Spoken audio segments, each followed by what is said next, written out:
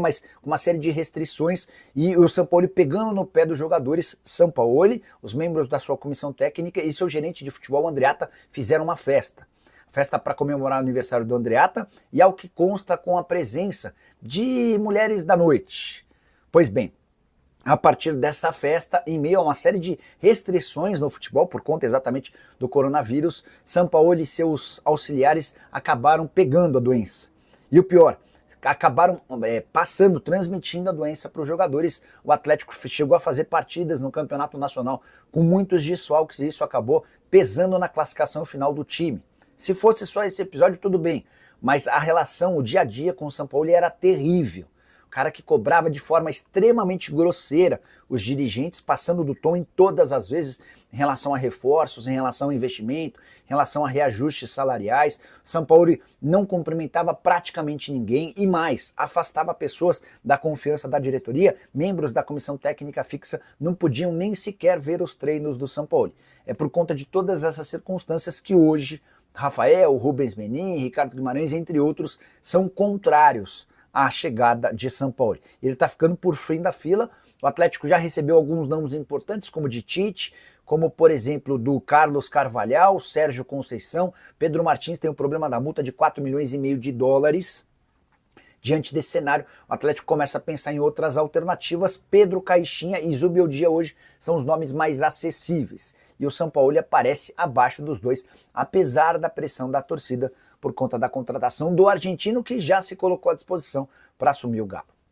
O nome de Luiz Zubeldia, ex-São Paulo, argentino que no momento está sem clube, ele cresce nos bastidores do Atlético. O clube teria iniciado o processo de negociação para que ele possa ser o novo comandante do Galo. O treinador que dirigiu São Paulo na temporada passada e uma parte deste ano. Foi demitido recentemente e o São Paulo trouxe agora o Renan Crespo. Luiz Zubeldia encaixa no perfil desejado pela SAF do Atlético, que tem alguns pontos que a gente vinha destacando. Perfil de jogo, viabilidade, adaptabilidade ao processo da SAF, comportamento, entre outros. O nome do Jorge Sampaoli está totalmente descartado. Zubeldia hoje seria prioridade. O nome do Pedro Caixinha não está totalmente descartado, mas não é inicialmente o nome que o Galo está negociando. Vamos aguardar aí Lucas Gonçalves, técnico interino, para comandar o time aqui diante do Vitória da Bahia. O jogo às 6h30 em busca de recuperação. O Galo não vence há 3 rodadas no Campeonato Brasileiro, com 23 jogadores relacionados. O Galo precisa de recuperação no campeonato, hein? Mas o assunto, treinador.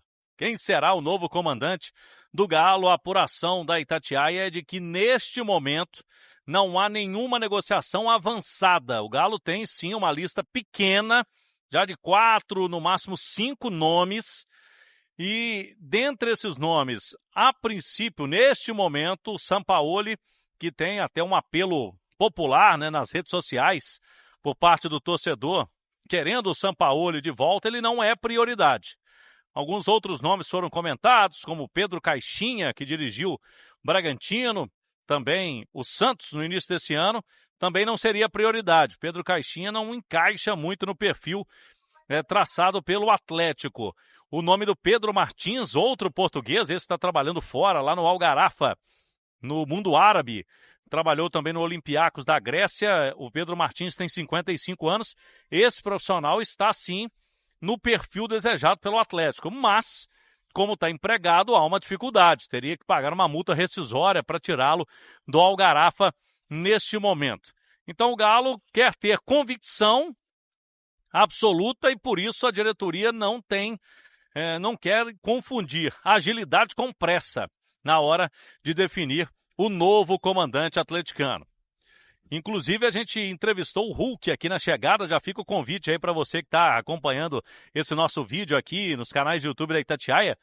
Tem o Hulk, hein, falando sobre a situação de treinador. Importante chegar durante esse período da data FIFA, né? Depois do jogo do Vitória amanhã, O Galo vai ter aí um período de 10 dias antes do duelo contra o Cruzeiro, que é o jogo mais importante da temporada. No Mineirão, o confronto de volta das quartas de final da Copa do Brasil. Então o Hulk falou também do perfil, como que deve ser esse novo treinador do Galo, na visão dele, que é o capitão do time e um dos líderes do elenco. Para amanhã aqui, o Lucas Gonçalves vai comandar o time. E o Lucas Gonçalves tem bom retrospecto, mais de 80% em aproveitamento quando dirige o Atlético. E esta será a 7ª vez que o Lucas Gonçalves vai dirigir o Galo em um jogo oficial. Começou lá em 2021, no início do ano, quando o Cuca não tinha chegado ainda na transição Sampaoli-Cuca. Naquele período ele dirigiu o time em vários jogos do Campeonato Mineiro. Nas 6 oportunidades, a última delas foi contra o Atlético Paranaense, naquele último jogo que o Galo precisava ganhar, né, para evitar o rebaixamento ano passado. Venceu também, então 6 jogos, foram 5 vitórias e apenas uma derrota sob o comando do Lucas Gonçalves. Ele não deve fazer mudanças importantes no time, pode até repetir, inclusive, a escalação do meio de semana. O Galo que ainda segue sem Lianco, Saravia e Bernard. São jogadores que estão no departamento médico e não viajaram aqui para o confronto diante do Vitória da Bahia. Os jogadores relacionados, Everson e Gabriel Delfim, são os goleiros. Para as laterais tem o Arana, o Natanael e o Caio.